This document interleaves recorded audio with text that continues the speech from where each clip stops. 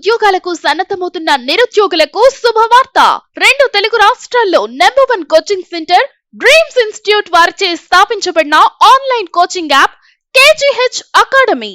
గత 18 సంవత్సరాలుగా పోటీ పరీక్షలకు కోచింగ్ ఇస్తూ 2008 గ్రూప్ 1-2లో స్టేట్ సెకండ్, థర్డ్ ర్యాంకులతో పాటు DEOలో స్టేట్ ఫస్ట్, సెకండ్ ర్యాంకులు సాధించిన ఏకైక కోచింగ్ సెంటర్.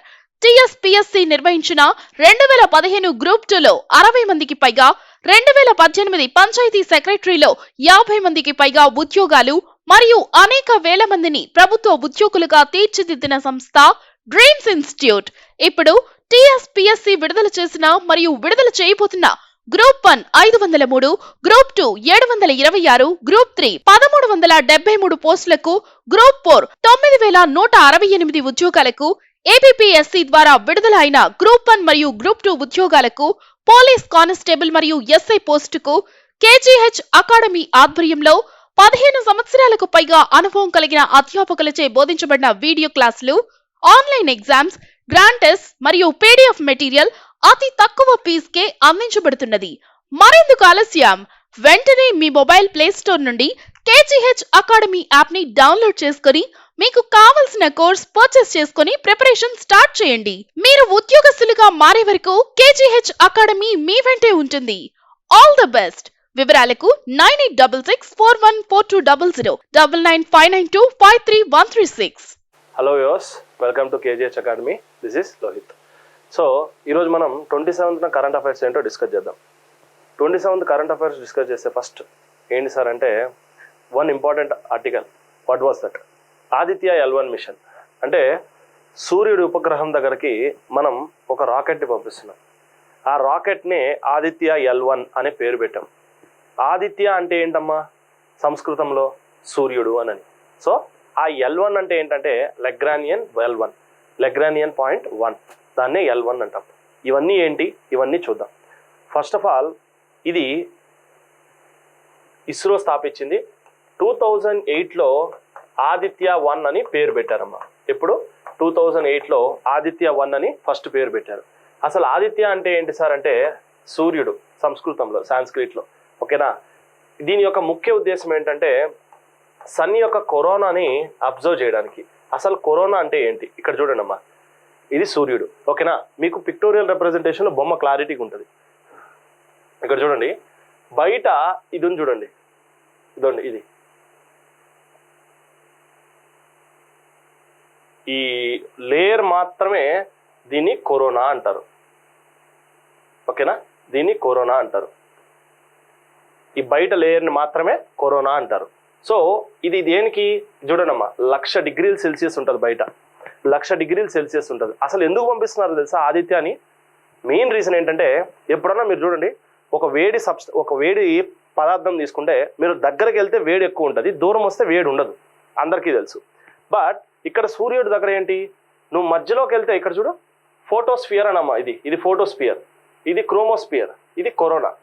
నువ్వు ఇక్కడ వేడి ఉంటుంది అంటారు నార్మల్గా కదా, కానీ if you go away from the core, మధ్యలో పాయింట్ నుంచి బయటకు వెళ్ళే కొద్దీ నీకు టెంపరేచర్ పెరుగుతుంది. ఇక్కడ ఏమవుతుంది? 1,00,000 డిగ్రీల సెల్సియస్, 1,00,000. ఇక్కడ ఏంది? 6,000. అదేంది, మనం ఏదైనా వేడి పదార్థాన్ని తాకితే మనకు వేడి తగులుతుంది, కానీ తీస్తుంటే వేడి తగులుతుంది. ఏంటి దానికి కారణం అనేదే ముఖ్య ఉద్దేశం ఈ ఆదిత్య L1 మిషన్ పంపించడానికి. దానికి ముందు ఏమని పెట్టారు?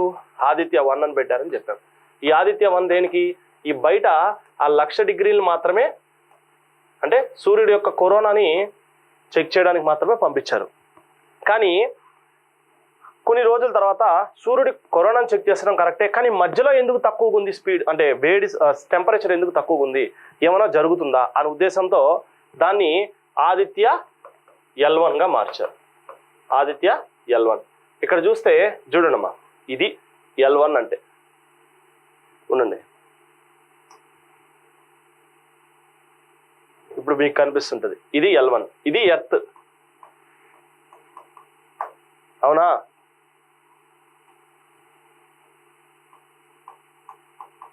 ఇది ఎర్త్. ఏది?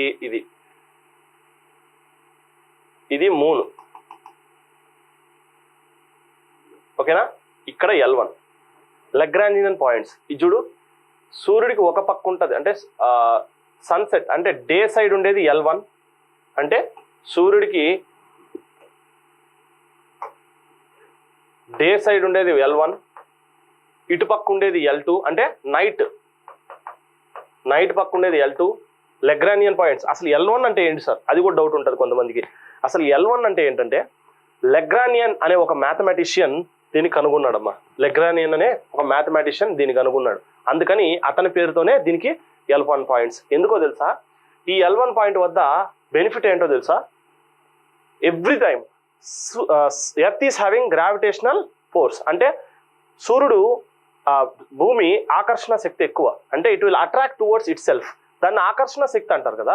ఇప్పుడు ఏంటి, మనం అందుకే ఇట్లా పైకి ఎగిరామనుకోండి తిరిగి మళ్ళీ వచ్చేస్తాం. The reason was earth is having gravitational force. ఇప్పుడు ఏంటి, ఈ పర్టికులర్ L1 వద్దనే సూర్యుడికి ఉండే గ్రావిటేషనల్ ఫోర్సు ఎర్త్కు ఉండే గ్రావిటేషనల్ ఫోర్సు సమానంగా ఉంటుంది. ఇప్పుడు ఇది ఎర్త్, ఇదేంటి సన్, ఈ రెండింటికి గ్రావిటేషనల్ ఫోర్స్ ఉంటుంది కదా, మధ్యలో మనకేముంది L1 పాయింట్ ఉంది. ఈ పర్టికులర్ పాయింట్ వద్ద మాత్రమే సూర్యుడి యొక్క గ్రావిటేషనల్ ఫోర్సు ఎర్త్ యొక్క గ్రావిటేషనల్ ఫోర్సు ఈక్వల్గా ఉంటుంది. ఆ పాయింట్ అక్కడ కదలకుండా ఉంటుంది అండ్ చాలా దగ్గరగా ఉంటుంది. జస్ట్ 1,50,000 కిలోమీటర్స్ మాత్రమే ఉంటాయి. 1,50,000 కిలోమీటర్స్ మాత్రమే ఉంటాయి. అందువల్లనే ఈ పర్టికులర్ పాయింట్ని L1 పాయింట్, ఆదిత్య అంటే సూర్యుడు, L1 అంటే లెగ్రానియన్ 1 అనే పాయింట్ని అక్కడ మన యొక్క రాకెట్ని పంపించాలనుకున్నాం. ఇంకా కొంతమందికి ఆర్బిట్ అంటే ఏంటో తెలియాలి. ఆర్బిట్ అంటే ఏంటంటే, ఇప్పుడు ఎక్కడన్నా సరే ఒక పర్టికులర్ వస్తువు ఇంకో పర్టికులర్ వస్తువు వద్ద తిరుగుతూ ఉంటే దీన్ని ఆర్బిట్ అంటాం. ఇప్పుడు నేను ఒక వ్యక్తి చుట్టూ తిరుగుతూ ఉన్నాను అనుకో, దాన్ని ఆర్బిట్ అంటాం. If any body rotates around any other body, one body is rotating surrounding to another any other body, we call it as what, orbit. మనకు ఇది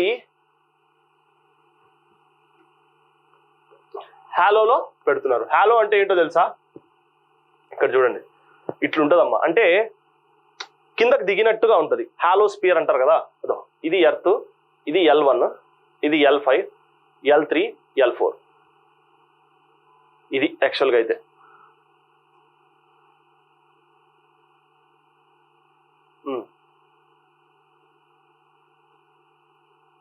చూడండి అమ్మా, సో ఇది ఎట్లా, ఇది సూర్యుడికి L4, L5 60 degreesలో ఉంటాయి.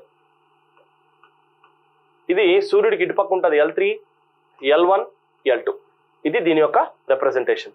దీనికోసమనే ఒక రాకెట్ PSLV, ఒక రాకెట్లో 7 పేలోడ్స్, అంటే ఒక రాకెట్లో 7 పేలోడ్స్ పంపిస్తున్నారు. ఏంటి సార్ పేలోడ్స్ అంటే, అవి ఒక ఆర్బిట్ అంటే ఒక రాకెట్ టైప్, అది కూడా ఒక చిన్న రాకెట్ టైప్. ఆ పేలోడ్స్ వల్ల ఉపయోగం ఏంటి సార్ అంటే, అవే అక్కడ ఉన్న డేటానంతా కిందకు పంపిస్తాయి. ఓకేనా. ఈ పర్టికులర్ పాయింట్ వద్ద బెనిఫిట్ ఏంటో తెలుసా, తక్కువ distance.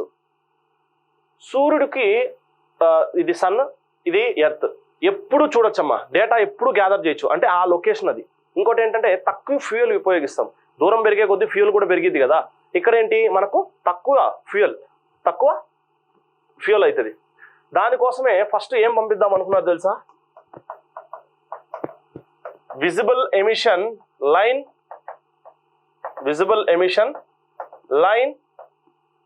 కొరోనాగ్రాఫ్. Visible emission line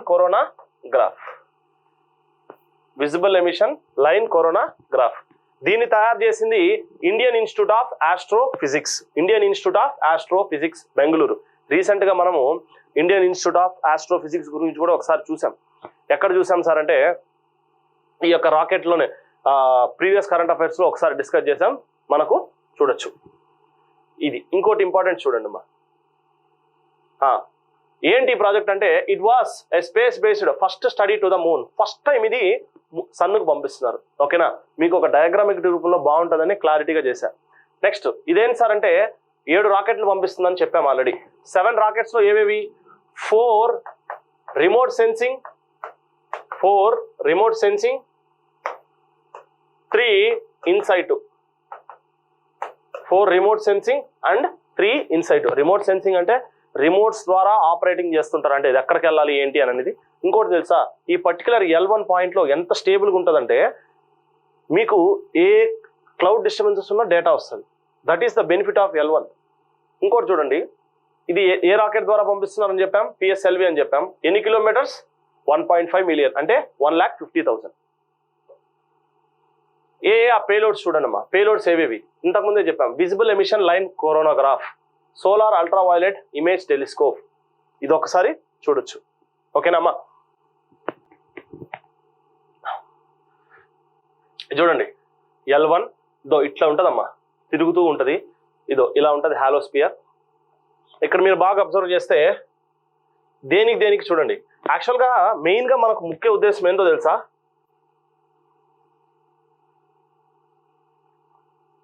if you observe, అసలు ఇప్పుడు ఆదిత్య L1 దేనికి పంపిస్తున్నారో తెలుసా? To observe corona. But previously only corona, అంటే సూర్యుడు యొక్క అంతర్భాగం బయట దాన్ని మాత్రమే పరిశీలించడానికి. ఇప్పుడు not only corona but also chromosphere, photosphere and magnetic length are waves surrounding sun చుట్టూరు ఉండే మ్యాగ్నెటిక్ లెన్స్ ని, వేవ్స్ ని అబ్జర్వ్ చేయడానికి కూడా పంపిస్తున్నారు. ఏంటి ఈ యొక్క పర్టికులర్ వ్యూస్. అర్థమవుతుందా? దీనివల్ల మనకు కరోనాలో ఎందుకు టెంపరేచర్ ఎక్కువ ఉందో తెలుస్తుంది, ఫోటోస్పియర్ లో ఎందుకు టెంపరేచర్ తక్కువ ఉందో తెలుస్తుంది. చాలా బెనిఫిట్స్ అనేది అర్థమవుతాయి. L1 మిషన్ అమ్మా, ఫస్ట్ మనమే పంపిస్తున్నాం, ఫస్ట్ టైం మనం పంపించడం.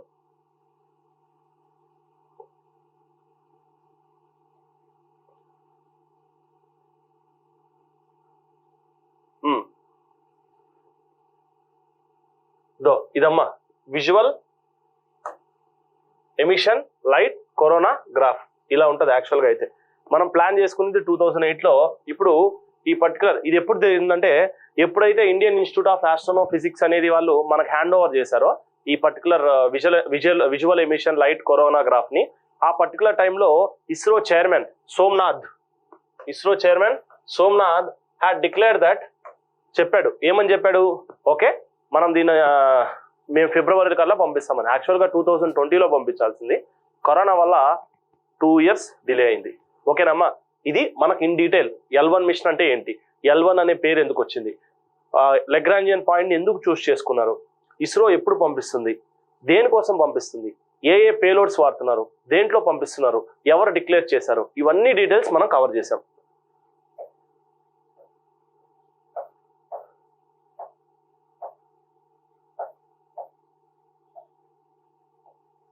సో ఈ పాయింట్ చూసుకుంటే ఎందుకో మొత్తం వస్తాయమ్మా. చూడండి, if you observe, remote sensing satellites ఎన్ని అని చెప్పాం? 4 అని చెప్పాం. ఇన్సైడ్ పేలోడ్స్ 3 అని చెప్పాం. Visual emission line coronagraph, corona or emission spectrography, suit, photosphere and chromosphere. అంటే విజువల్ ఎమిషన్ లైన్ కొరోనాగ్రాఫ్ దేనికి పంపిస్తున్నాం? మనము కరోనాను అబ్జర్వ్ చేయడానికి పంపిస్తున్నాం, అంటే అవుటర్ లేయర్ని. సూట్ ని దేనికి పంపిస్తున్నాము? It is to observe chromosphere and photosphere. అట్లా 7 పేలోడ్స్ పంపిస్తున్నాము. అంటే ఒక్కొక్క దాన్ని ఒక్కొక్కటి, మొత్తం ఒకే దాంట్లో పంపించడం కదమ్మా సూర్యుడి అంతర్భాగాన్ని. ఇక్కడ solar low energy x ray spectrometer, అంటే ఎక్స్రేస్ వదిలే సన్ దగ్గర ఎందుకు వదులుతుంది, ఏంటి డీటెయిల్స్ అని కనుక్కోవడానికి. Next Helios, high energy L1 orbiting x ray spectrometer. ఇది ఒకసారి మీరు చూడొచ్చమ్మా. Plasma analyser package for Aditya, అంటే సూర్యుడి యొక్క గాలుల గురించి చూసేది పాపా. ప్లాస్మా అనలైజర్ ప్యాకేజ్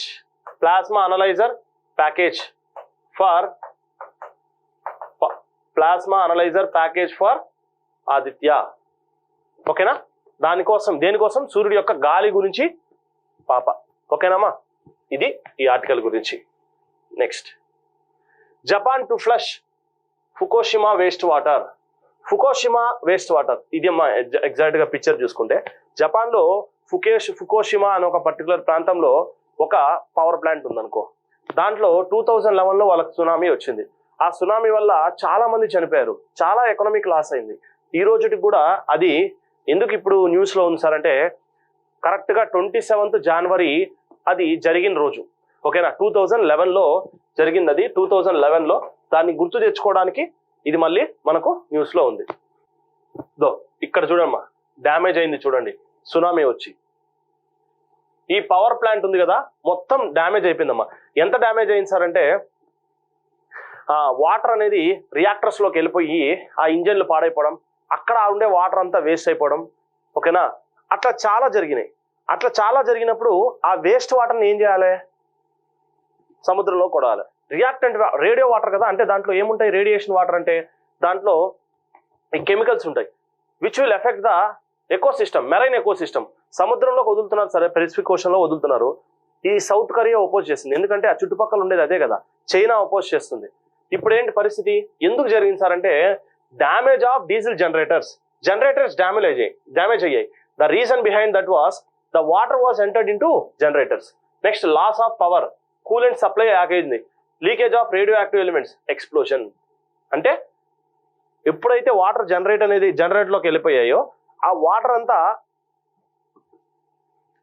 ఆ పర్టికులర్ జనరేటర్ లో ఉన్న ఎక్విప్మెంట్ ని డ్యామేజ్ చేశాయి. ఆ ఎక్విప్మెంట్ ఎప్పుడైతే డ్యామేజ్ అయిందో it has arounds to leakage కి ప్రారంభమైంది. ఆ లీకేజ్ అవడం వల్ల చాలా మందికి ఇబ్బంది అవుతుంది.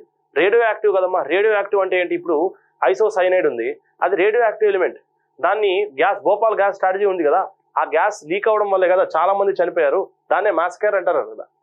అది పరిస్థితి దీని గురించి. సో దీని నుంచి మనం సింపుల్ గా ఏం నేర్చుకోవచ్చు అంటే Fukushima nuclear power plant is located in which country, why it is in news అంటే దీని నుంచి మనం డెవలప్ చేసుకోవచ్చు.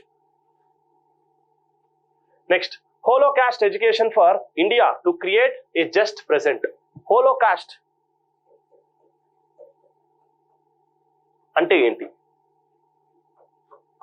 ఇది ఒక ఆర్టికల్ వచ్చిందమ్మా. హోలోకాస్ట్ అంటే ఏంటంటే ఏదన్నా ఒక భయంకరమైన విపత్తు. అంటే ఎట్లాంటిదంటే జర్మన్స్ ఉన్నారు, Germans Nazi party Adolf Hitler చూశారు. సో ఈ నాజీ పార్టీ వాళ్ళు ఏం చేశారు, ఒక్కసారిగా జూస్ అంటే పర్టికులర్ కమ్యూనిటీ వాళ్ళు ఇజ్రాయెల్లో ఉన్న ప్రెసెంట్, ఆ యూరోప్ లో ఉండే జూస్ అందరినీ ఇష్టం వచ్చని చంపడం మొదలు పెట్టారు. అడాల్ఫ్ హిట్లర్ కి జూస్ కి అసలు ఎప్పుడు పడదమ్మా. The reason behind that was Jews చిన్నప్పుడు, అంటే నార్మల్ స్టోరీ మా, అడాల్ఫ్ హిట్లర్ చదువుకునేటప్పుడు చిన్నప్పుడు ఈ జూస్ అనే వాళ్ళు ఏం చేసేవాళ్ళంటే ఆ జూస్ టీచర్ అడాల్ఫ్ హిట్లర్ ని చాలా తక్కువ చేసి చూసేవాడు. అండ్ అదొక కారణం, జూస్ అంటే హేట్ చేసేవాడు హిట్లర్ చిన్నప్పటి నుంచి కూడా, అదొక కారణం. తర్వాత ఈ యూరోప్ లో ఉండే జూస్ ఉన్నారు కదా, పర్టికులర్ ఇజ్రాయెల్లో ఉండే ఒక కమ్యూనిటీ అమ్మ. ఓకేనా, ఈ పర్టికులర్ కమ్యూనిటీ వాళ్ళు యూరోప్ లో చాలా ఎదగడం మొదలు పెట్టారు. ఓకేనా, ఎదగడం మొదలు పెట్టడం వల్ల ఈ చుట్టుపక్కల ఉండే జర్మనీ ఈ దేశాలు అంతా ఏంటి, వాళ్ళు ఎదగడం ఏంటి, మన దగ్గరకు వచ్చి యూరోప్ అనేది వాళ్ళ దేశం కూడా కాదు కదా అని ఒక కాన్స్పిరసీ, కుట్రలు అట్లాంటివి జరగడం మొదలు పెట్టాయి. వాళ్ళ మీద కోపాలతో వాళ్ళని చంపడం మొదలు పెట్టారు. ఇక్కడ మనం ఏం చేయాలంటే ఈ కోపాలు ఇవన్నీ పర్టికులర్ ఏజ్ లో వస్తాయి. సో హోలోకాస్ట్ అంటే పర్టికులర్ పర్సన్ ని మనం, అంటే in the sense you should not do Holocaust అంటే జీనోసైడ్ అమ్మా. సింపుల్ గా చెప్పాలంటే జీనోసైడ్, ఒక్కసారిగా మనుషులను చంపడం, కోల్డ్ బ్లడ్ లాగా. అలా జరగకుండా ఉండాలంటే చిన్నప్పటి నుంచి పిల్లలకి you have to give a proper mentorship to eliminate అనేది ఈ ఆర్టికల్. ఇక్కడ చూసుకుంటే దానివల్ల ఉపయోగం ఏంటి సార్ అంటే, ఇప్పుడు చూడు, if you are not having any work you can develop a militant group. నువ్వు ఏ పని చేయలేకపోతే ఒక తిరుగుబాటు దళాన్ని ఏర్పాటు చేస్తావు. నువ్వు పనిలో బిజీగా ఉంటే తిరుగుబాటు దళం ఎలా ఏర్పడుతుంది, మనం ఆల్రెడీ ఒకసారి డిస్కస్ చేసాం, ఇజ్రాయెల్ లెబనాన్ ఇష్యూ అని చెప్పి, మీరు కిందనే ఉంటుంది. ఇజ్రాయెల్ లెబనాన్ ఇష్యూ చూసుకుంటే దాంట్లో లెబనాన్ లో హెజ్బుల్లా గ్రూప్ అని ఒకటి ఫామ్ అయింది. ఎందుకు, తిరుగుబాటు దళం. ఆర్థిక సంక్షోభంలో ఉండే ఏ దేశమైనా తిరుగుబాటు దళాలు ఏర్పడుతుంది. శ్రీకాకుళంలో ఎందుకు నక్సలిజం, అక్కడ చుట్టుపక్కల రాజమండ్రిలో ఎందుకు లేదు? ప్రతి ఒక్కరికి మంచి నీళ్లు ఇవన్నీ దొరికేటప్పుడు ఎందుకమ్మా గొడవలకి వెళ్తారు? సో అలా చేయకూడదు అనేది ఈ ఆర్టికల్. క్లియరా? నెక్స్ట్ ఇంపార్టెంట్ ఆర్టికల్ ఏంటంటే, Visakhapatnam railway station receives green railway station certification with platinum rating. ఓకేనా, విశాఖపట్నం రైల్వే స్టేషన్ కి 2023లో గ్రీన్ రైల్వే స్టేషన్ సర్టిఫికేషన్ వచ్చిందమ్మా. గ్రీన్ రైల్వే స్టేషన్ సర్టిఫికేషన్ వచ్చింది మన విశాఖపట్నానికి. ఓకేనా, ఇది జస్ట్ ఒక స్టాటిక్ పాయింట్ లాంటిది, సివిల్స్ లో కాకుండా గ్రూప్స్ లో. Recently which railway station has received green railway station certification. ఇది ఎలా ఇస్తారో తెలుసా? ఆ పర్టికులర్ రైల్వే స్టేషన్ లో వెయిటింగ్ హాల్స్ ఉండాలి, క్లీన్ ఎన్విరాన్మెంట్ అంటే వాటర్ అనేది అవైలబిలిటీలో ఉండాలి, క్లీన్ ఎన్విరాన్మెంట్ ఉండాలి. అందుకే సికింద్రాబాద్ కూడా ఒకసారి వచ్చింది. అందుకనే ఇటుపక్క మీరు ఫస్ట్ ప్లాట్ఫామ్ కాడ చూసుకుంటే ఇవన్నీ ఎక్కువ బస్సెస్ ఇవన్నీ వస్తున్నాయని 10th ప్లాట్ఫామ్ కాడ నేచురల్ గా బయోడిగ్రేడబుల్ అంటే ఆర్గానిక్ ఫామ్ లో చెట్లు పెంచడం మొదలు పెట్టారు టు గెట్ దట్ సర్టిఫికేషన్. అది కూడా ముఖ్య ఉద్దేశం, అదొక కారణం. ఇంకోటి 2022లో బాగల్పూర్ అనే ఒక రైల్వే స్టేషన్కి వచ్చింది. నాకు బాగల్పూర్ ఎక్కడుందో కామెంట్ సెక్షన్ లో పెట్టండి అమ్మా.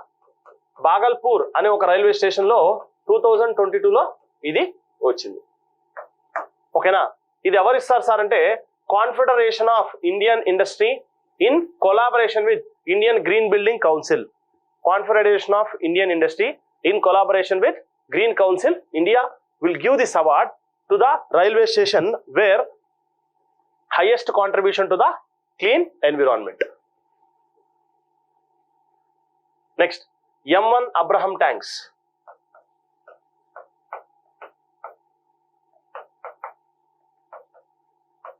ఇది న్యూస్ లో ఉందమ్మా.